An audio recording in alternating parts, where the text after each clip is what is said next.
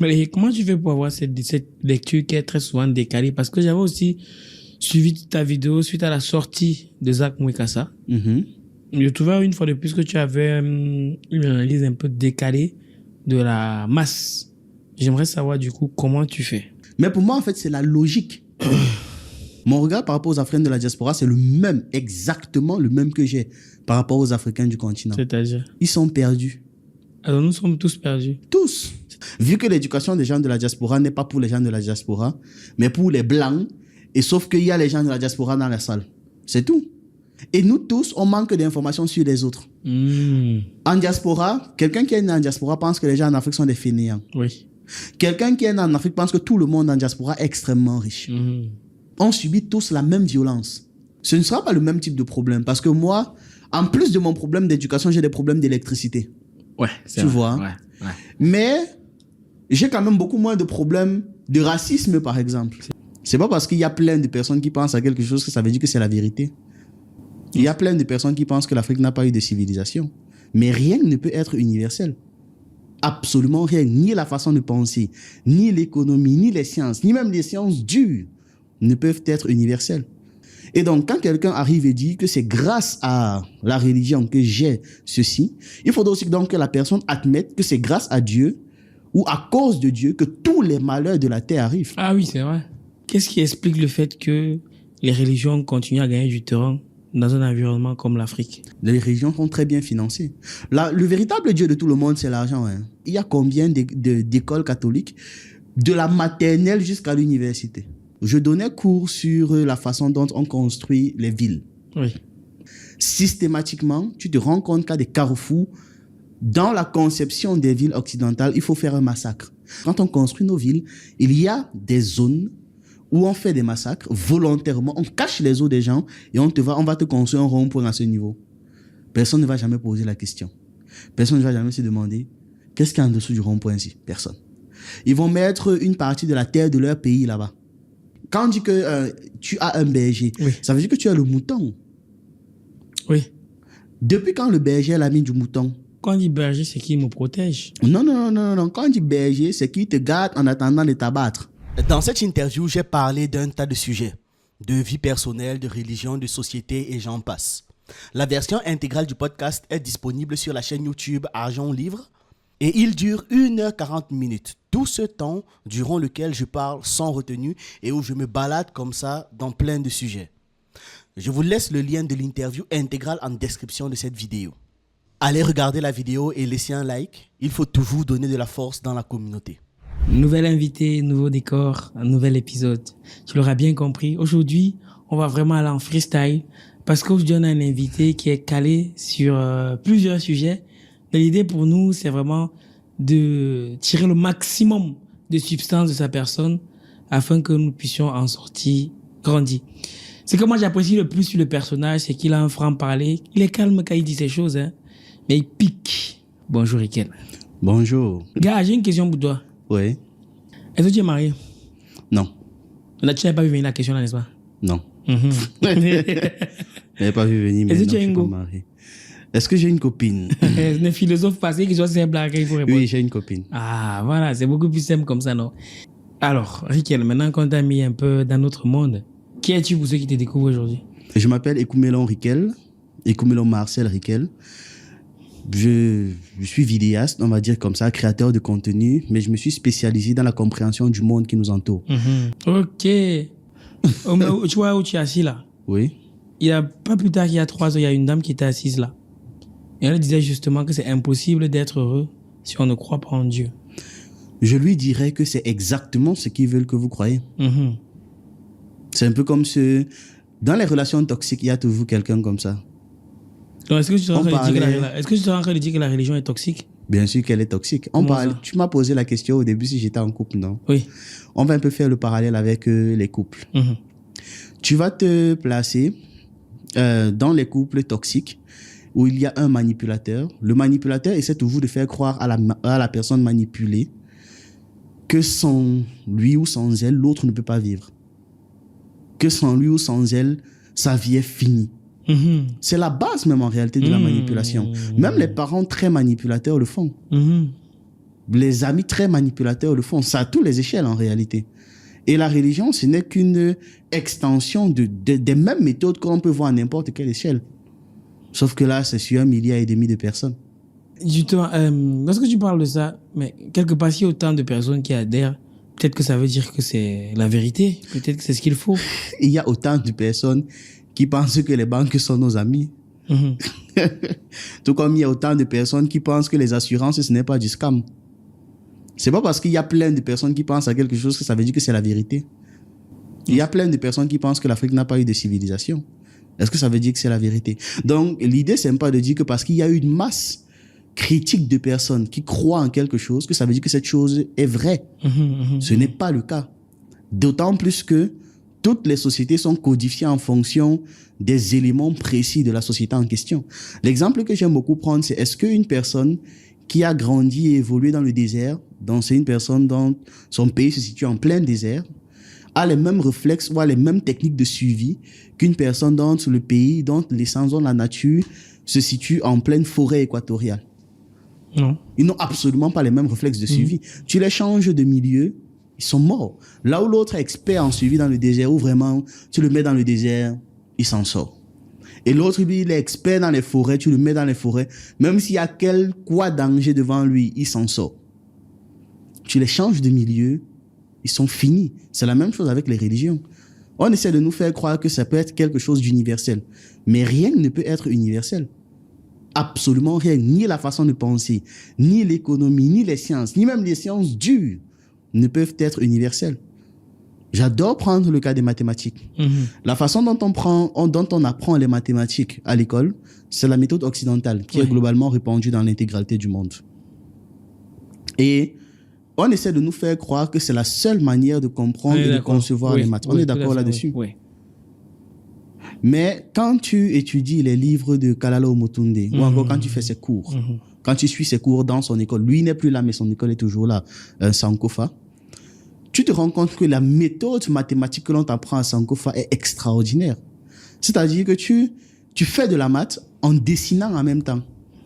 C'est très... Là, je peux pas te montrer parce que j'ai pas les documents, mais quand tu fais de la maths, quand tu finis tes équations, tu finis avec un tableau, quelque chose de complètement dessiné, avec des traits un peu de partout que tu peux même accrocher. C'est de la mathématique pure. Ça arrive au même résultat. C'est plus facile, c'est plus rapide, c'est plus pratique. Et à la fin, tu as une magnifique illustration. Donc, pour toi, la religion serait un élément qui est mis en place uniquement pour manipuler les peuples? Uniquement pour manipuler les peuples. Parce que c'est très facile de manipuler des gens qui ont peur de la mort. Ouais, c'est pas faux. Mais une fois que ça c'est dit, il y a beaucoup de gens qui ne croiront pas en ce que toi tu dis, parce qu'ils diront justement que le fait de croire en quelqu'un, pouvoir suprême, Dieu, Allah et peu importe, c'est ça qui leur apporte une certaine protection. Et par moments, ils peuvent te le démontrer par A plus B, entre guillemets. Quand ils prient, ils ont la solution à leurs problèmes. Je te prends le cas, j'ai eu une autre dame ici qui a eu une situation de vie rocambolesque. Et justement, elle explique que c'est la prière qui lui a permis de guérir. Ou pas. On peut associer la résolution d'un problème à quelque chose de différent. Et donc, quand quelqu'un arrive et dit que c'est grâce à la religion que j'ai ceci, il faudra aussi donc que la personne admette que c'est grâce à Dieu ou à cause de Dieu que tous les malheurs de la terre arrivent. Ah oui, c'est vrai. On est d'accord là-dessus. On ne peut pas attribuer tout ce qui est bien à Dieu et tout ce qui est mal au diable. Et tout ce qui est mal au diable. Parce que même le diable, c'est sa responsabilité. On est au moins d'accord là-dessus. Justement, j'ai une discussion par rapport à ça. Oui, mais je te laisse poursuivre. C'est ça le truc. Même le diable, c'est sa responsabilité. Donc même le mal, c'est sa responsabilité. Ça veut dire que s'il m'arrive quelque chose de mal, tu savais que c'est lui mon ennemi. C'est-à-dire que même son peuple élu ne s'en sort pas, cherche la terre tous les jours, a besoin des Américains. Mais quand j'ai vu, en grandissant, en comprenant le conflit israélo-palestinien, et en sortant du prisme des religions, tu sais, la première chose que je me suis dit, que normalement, ça, ce n'est pas un conflit qui devait être géré par les armes américaines. On devait envoyer les archanges en personne. On est d'accord là-dessus. On devait envoyer les archanges, parce que là, ce n'est plus du domaine humain. Il faut que les gars comprennent que ils sont sous la protection personnelle de Dieu. Qui de mieux qu'un archange? Tu vois un gars, Michel, arriver et dire, bon, je vais faire une conférence de presse. il fait pousser ses ailes là, que moi, je vous ai dit, le peuple est sous la protection de Dieu. Tout ce qu'il demande, donner. Et là encore, ça va poser un autre problème. Si ce n'est qu'eux qui sont sous ta protection, une fois de plus, ça veut dire que tu es un autre ennemi. Et maintenant, la question de la responsabilité amène à un autre sujet. J'en parlais même samedi durant le week-end de l'écrivain. C'est que quand tu es entrepreneur ou chef d'entreprise, si tu as remarqué ça, à partir de l'instant où tes employés t'ont posé un problème, tu vas te rendre compte que c'est un phénomène exceptionnel. Ils n'ont plus ce problème. Ce n'est plus leur problème. Ça veut dire, patron, mon logiciel est, je sais pas, mon ordinateur a un problème. Voilà. Une fois qu'il l'a dit, il a porté en fait le problème. Il est venu déposer chez toi et lui n'est plus responsable de rien. Parce que là, tu vas lui dire peut-être, ok, ça fait 2 jours que tu n'as pas livré ton travail. Pourquoi tu n'as pas livré? Mais je t'ai dit que mon ordinateur était gâté, non? Ah ben oui. Ça veut dire qu'à partir de l'instant où il t'a posé le problème, ce n'est plus son problème. Et c'est la même chose donc avec les religions. Ça veut dire à partir de l'instant où tu auras pris ton problème, tu auras donné à quelqu'un, tu ne voudras plus être responsable de ça. Ça veut dire que tu ne veux plus être responsable de ta vie.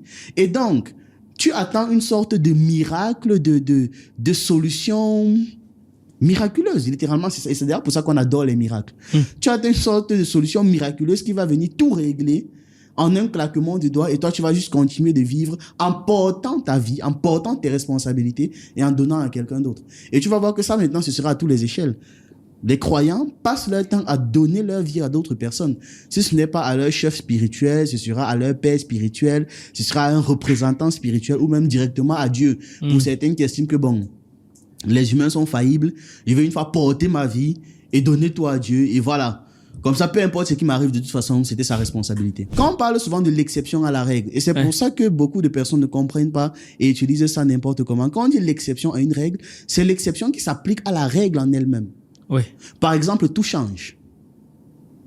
La seule chose qui ne change pas, c'est... Le changement. Voilà. C'est la constance qui s'applique à la règle et qui permet à la règle d'exister. Parce que si cette constance-là ne s'applique pas à la règle, ça veut dire qu'il y a des choses qui ne changent pas. Sauf justement le fait que tout change. Et la chose qui ne change pas, c'est le fait que tout change. Ouais. C'est ça, en fait, l'exception qui s'applique à la règle. Mais les gens utilisent ça à tort et à travers, n'importe comment. Mais pour pouvoir, il faudrait qu'on comprenne les lois. Et c'est pour ça que je suis beaucoup plus dans l'étude de la nature. Et je parlais donc en début de podcast. J'essaie de comprendre le monde qui nous entoure. Et en comprenant, en fait, le monde qui nous entoure, en fait, tout devient beaucoup plus simple. Ça devient beaucoup plus facile, en fait. On est d'accord. Qu'est-ce qui explique le fait que les religions continuent à gagner du terrain dans un environnement comme l'Afrique? Parce qu'il y a de l'argent. C'est-à-dire? Les religions sont très bien financées. Là, le véritable Dieu de tout le monde, c'est l'argent. Hein. Vraiment, retire tes affaires de, je crois en machin. Plus quelqu'un a l'argent, moi, il croit en Dieu, si tu as remarqué. Très souvent, oui. Voilà. Très souvent, ouais. Même si après, il veut se donner un air, un genre. Généralement, plus tu crois. Même si tu es, je sais pas, homme religieux, plus tu as de l'argent, moins tu y crois. Donc, le véritable Dieu des gens, en fait, c'est l'argent. C'est le véritable Dieu du capitalisme. C'est le véritable égrégore du capitalisme, c'est l'argent. À tout prix et à tous les prix. Quand tu as de l'argent, il y a quelque chose de fascinant qui commence à se produire. C'est qu'en fait, tu peux financer l'éducation des gens. Bien sûr. Et dès que tu finances l'éducation des gens, tu peux faire des gens ce que tu veux. Parce que c'est à base de l'éducation qu'on crée une civilisation. Tout à fait. Et qu'on détruit une civilisation. Donc, ce qui fait en sorte que les religions prospèrent, c'est le financement. Qui est le plus grand propriétaire terrien en Afrique? Ah oui, c'est l'Église catholique. Qui est le plus grand donateur en Afrique? Pareil. Il y a combien d'écoles catholiques, de la maternelle jusqu'à l'université? Donc, à partir de là, comment ne pas faire en sorte que ça s'entérine? Vu qu'ils ont tout intérêt à ce que cette religion perdure en Afrique. Et je répète, c'est la même chose avec l'islam, hein, parce que c'est aussi extrêmement bien financé. Je donnais cours sur la façon dont on construit les villes. Oui. Comment est-ce qu'on pense la construction d'une ville pour détruire l'esprit de la ville ou alors pour exalter l'esprit de la ville. Systématiquement, tu te rends compte qu'à des carrefours, dans la conception des villes occidentales, il faut faire un massacre. J'ai un très bel exemple de ça. Ça, je viens de trouver. Tu as déjà vu Full Metal Alchemist, le dessin et le manga? Vite fait, oui, vite fait. Ok. Si tu te rappelles, il y avait dans l'objectif du méchant, c'était de pouvoir faire une sorte de grand rituel de transmutation et absorber l'énergie de toutes ces personnes-là et de les canaliser en son sein. Et pour ce faire, le rituel était à des endroits spécifiques. Il devait causer des massacres et recommencer comme ça à plein d'endroits afin de compléter son cercle de transmutation. C'est à peu près la même chose. Quand on construit nos villes, il y a des zones où on fait des massacres volontairement, on cache les os des gens et on va te construire un rond-point à ce niveau. Personne ne va jamais poser la question. Personne ne va jamais se demander qu'est-ce qu'il y a en dessous du rond-point ici. Personne. Ils vont mettre une partie de la terre de leur pays là-bas. Et une fois que c'est fait, en suivant un certain nombre de tracés, j'ai pas le temps d'expliquer, ils vont pouvoir en fait contrôler la ville et contrôler les énergies qui circulent dans la ville. Par exemple, qu'est-ce qu'un obélisque fait au niveau de l'avenue des banques? Personne ne s'est jamais demandé ça.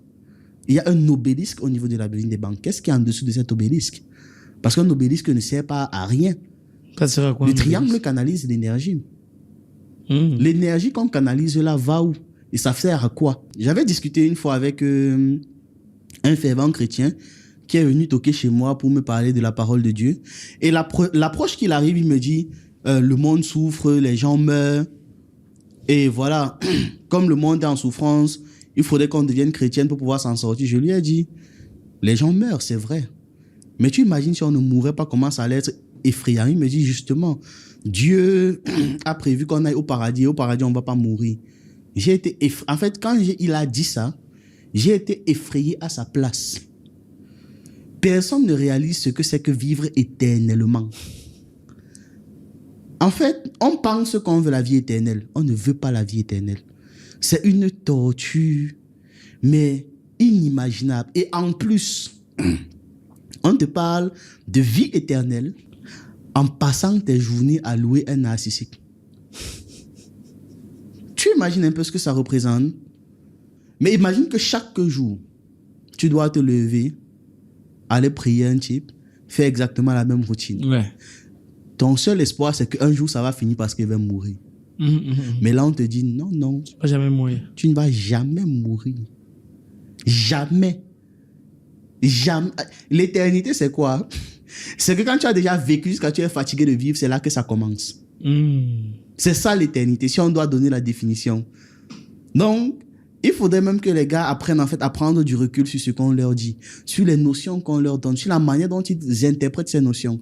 Quand on dit que tu es le berger, quand on dit que tu as un berger, ça veut dire que tu es le mouton. Oui. Depuis quand le berger est l'ami du mouton? Quand on dit berger, c'est qu'il me protège. Non. Quand on dit berger, c'est qu'il te garde en attendant de t'abattre. Ce n'est jamais pour être son ami. Tu vois? Il faudrait qu'on comprenne que l'égrégore chrétien, l'égrégore qui te maintient, l'égrégore des religions dites révélées, a besoin que tu restes en réalité. C'est pour ça que même dans certains cas de figure, justement, on va générer en toi une peur indescriptible de la mort et de l'éloignement de l'église. Et le bon exemple de ça que j'ai, c'est Chocolat des filles, et qui racontait son histoire. Il expliquait que quand il re-questionnait déjà l'église et qu'il était en train de vouloir quitter, la semaine où il a dit qu'il n'y va plus, les rêves se sont enchaînés. Ah oui? Oui. La peur de la mort s'est enchaînée. Pareil avec une fille qui quittait l'église ACER. Elle dit que pendant les 3 jours, elle a commencé à dénoncer l'église. Elle avait l'impression qu'à tout moment, elle allait mourir. Il faudrait qu'on apprenne vraiment à ramener les choses à notre niveau avant maintenant de chercher le côté spirituel de ça, tu vois. C'est important. Tout n'a pas d'explication que dans la spiritualité. Même en Afrique, je vois beaucoup de personnes qui, pour le moindre petit A, on te dit va t'initier. En Afrique, tout le monde n'était pas initié. Il y avait des gens lambda qui vivaient leur vie tranquille.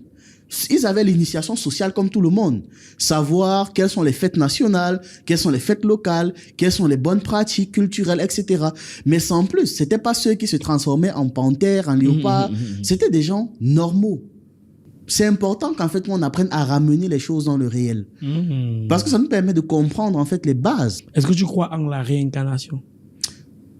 Oui, mais j'aime pas souvent le mot croyance. Le problème du mot croyance, ça veut dire en fait que concrètement, on sait que ce n'est pas réel. Quand tu crois, ça veut dire que tu sais que ce n'est pas vrai. Donc, tu espères que ce soit vrai. Oui, c'est vrai. Sinon, c'est plus une croyance. Sinon, c'est plus une croyance. Oui. Par exemple, je ne crois pas que j'ai un père. On est d'accord là-dessus. Je ne crois pas que j'ai une mère. Mais en revanche, je crois en ma capacité à devenir milliardaire. Tu vois le genre, non? Donc, c'est en fait ça le truc. C'est pas que je crois en la réincarnation, c'est que je sais que ça existe. Voilà. Ouais. Parce que d'ailleurs, ça a même des règles. Hein. En Afrique, par exemple, tu ne peux pas te réincarner au-delà de ta lignée, au-delà de ton peuple. Si jamais tu te réincarnes au-delà de ton peuple, ça veut dire que tu as été convoqué dans une autre lignée. Important à préciser. Tu ne peux pas te réincarner en japonais, en chinois, en blanc, non. Tu vas rester en Afrique. Donc, pour les gens qui disent que dans ma prochaine vie, je serai blanc, là. Pourtant, moi, j'ai une dame qui dit que dans sa vie ancienne, elle était blanche, elle devait là. Non, se réincarner ça, c'est ce alors. qu'elle croit. Mhm. Ce n'est pas vrai. D'ailleurs, ce n'est même pas possible. Maintenant, pour les personnes métisses, généralement, la primauté, c'est la lignée de la mère. Mais pourquoi penser que les ancêtres sont dans la terre et pas au ciel? Parce qu'on vient de la terre. Hmm. Parce que c'est la terre notre matrice. On part chercher quoi au ciel? Dans le ciel, il y a plein de planètes. Le ciel même, c'est où en fait? La terre, je peux te situer ça, te localiser ça. Le ciel, c'est où? Et voilà, c'est même un point que je ris beaucoup. On me dit que Dieu est au ciel. Quel ciel? L'espace, les nuages? Parce que si quelqu'un a réellement vu une image de l'espace, la personne sait que le haut n'existe pas, le bas n'existe pas. On est d'accord. Le haut, ce n'est que parce qu'on est sur terre qu'on croit que ça, c'est en haut. Mais qu'est-ce qui me dit même pas que je suis du côté... Déjà, quand on te met la carte de l'Afrique, techniquement, je suis comme ça. Il y a d'autres qui sont comme ça et d'autres qui sont carrément tête en bas. Ouais. Tu vois, donc le haut n'existe pas en réalité. Le bas n'existe pas en réalité. Et parce que nous sommes sur terre, on a pour référence la terre. J'aimerais qu'on sorte un peu du volet de la religion. Mais comment tu fais pour avoir cette lecture qui est très souvent décalée? Parce que j'avais aussi suivi ta vidéo suite à la sortie de Zach Mwekassa. Je trouvais une fois de plus que tu avais une analyse un peu décalée de la masse. J'aimerais savoir du coup comment tu fais. En fait, pour moi, je trouve pas que mon analyse est décalée. Je trouve que mon analyse, c'est la logique. Non, décalée de la masse. Oui, décalée de la masse, certes. Mais pour moi, en fait, c'est la logique. Ce n'était que logique. Prenons un cas de figure, quand les personnes insultent son nez. Pour moi, ce n'est que logique que cette insulte provient des stéréotypes coloniaux. Pour moi, ça va de soi. Sauf que les gens ne s'en rendent pas compte. Et il faut bien que quelqu'un le leur rappelle. Parce que si ça avait été, je ne sais pas, Emmanuel Macron qui l'avait dit, ou non, prenons un influenceur célèbre, disons Thibaut Inchep, qui l'avait dit, les gens se seraient énervés. Auraient dit, oui, mais tu insultes nos nez. Mais quand c'est un noir qui le fait, personne ne pense à l'idée que, mais tu viens exactement d'utiliser la même insulte que l'autre. Et en plus, tu as exactement le même nez que lui. Oui. Et quand je vois Zach Mwekassa, tu me dis, je ne savais pas que ce type était de la RDC. Tu me dis, il sort d'où, gars? C'est un type d'Akonolinga. Ouais, grave. En fait, c'est ça le truc. On a parfois l'impression que on est différents les uns des autres. Mais en réalité, je n'arrive sincèrement pas à voir de différence. Je fais tout l'effort du monde, je n'y arrive pas, même avec les noms. C'est une fois un gars, je lui demande, tu t'appelles comment? Il me dit Onana. Je lui dis, tu es d'où? Il me dit, je suis de l'Ouest. Après, il dit, ah, cool. Il me dit, ok, tu me crois. Onana, c'est un nom de l'Ouest. Il dit, type, même si c'était un nom du Nord, j'allais te croire. Parce que ça ne me surprendrait pas qu'il y ait des Onana au Nord. Ouais. Même si c'est un nom typique des peuples Ikan, ça ne me surprendrait pas, tu vois. Et parce que j'ai cette habitude de fusionner les gens, fusionner les peuples, fusionner les civilisations, fusionner les trucs. Comme tu disais, faire des parallèles. Et parce que je fais tout le temps des parallèles, je n'arrive plus à voir les différences entre les choses, entre les gens et entre les situations. Pour moi, énormément de choses se ressemblent, sont similaires ou alors découlent du même problème en réalité. D'accord. Et pour toi qui a un regard qui est souvent très porté sur les sujets qui se passent dans la diaspora, c'est quoi ton regard par rapport aux Africains de la diaspora? Mon regard par rapport aux Africains de la diaspora, c'est le même, exactement le même que j'ai par rapport aux Africains du continent. C'est-à-dire? Ils sont perdus. Alors nous sommes tous perdus. Tous. C'est-à-dire perdus, comment? Quelle est l'éducation que l'on reçoit? On revient sur encore la notion de l'éducation. L'éducation que l'on reçoit en diaspora dévalorise toujours les mêmes gens de la diaspora. L'éducation que l'on reçoit en Afrique dévalorise les gens en Afrique. Comment ça? Quand on arrive encore sur les sujets historiques, on raconte quelle partie de l'histoire aux gens de la diaspora? Vu que l'éducation des gens de la diaspora n'est pas pour les gens de la diaspora, mais pour les blancs, et sauf qu'il y a les gens de la diaspora dans la salle. C'est tout. L'éducation que l'on reçoit en Afrique n'a jamais été faite pour exalter les Africains, mais pour permanemment leur rappeler que depuis le début de l'histoire, vous êtes soumis. Hein. Tu vois le genre, on est les mêmes. Et nous tous, on manque d'informations sur les autres. En diaspora, quelqu'un qui est né en diaspora pense que les gens en Afrique sont des fainéants. Oui. Quelqu'un qui est né en Afrique pense que tout le monde en diaspora est extrêmement riche. On reste dans l'inconnu. Personne ne connaît personne. Les îles, c'est la même chose. Les Africains américains, alors non. Oh, c'est parti. Comment ça? Ils ont littéralement une histoire alternative de l'histoire réelle. Wow. Par exemple, les Africains les ont vendus ou ont vendu les ancêtres en esclavage. Tout à fait. Et c'est comme ça tout le temps. Ça veut dire qu'il n'y a, je répète, il n'y a aucune différence entre les Africains en Afrique, les Africains aux Antilles, les Africains en Amérique, les Africains en Australie, les Africains en Inde, les Africains en Asie et j'en passe. Aucune différence. On subit tous la même violence. On subit tous le même rejet. Et une fois que tu comprends ça, on revient encore au fait que tu fusionnes les gens. Tu fusionnes les problèmes. Ce ne sera pas le même type de problème parce que moi, en plus de mon problème d'éducation, j'ai des problèmes d'électricité. Ouais, tu vois. Ouais. Mais j'ai quand même beaucoup moins de problèmes de racisme, par exemple. C'est sûr. Tu vois. Je n'ai jusqu'à présent encore, je suis jamais entré quelque part, on a dit que ça parce qu'il était noir. Ouais. Juste, voilà. Ouais. Donc, il y a cette compensation-là qui est là, mais en réalité, on vit tous les mêmes situations. Et au vu de tout ça, tu penses qu'il manque quoi à l'Afrique pour être développée? Une élite extrêmement influente et riche qui éduque tout le reste. En fait, beaucoup de personnes pensent qu'on a besoin tous d'être éduqués, c'est faux. Il faudrait qu'une élite, je sais pas, d'une centaine de personnes. Imagine 100 Dangote, un cas de figure, c'est un exemple. 100 Dangote qui s'allient pour dire qu'ils vont financer l'ensemble des études des Africains. Et une fois que tu as fait les études, c'est bon.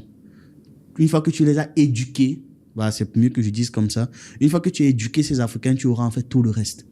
Je le crois aussi. Donc, pourtant, ça passerait par l'éducation. Oui, mais contrôlé par une minorité de gens. Personne.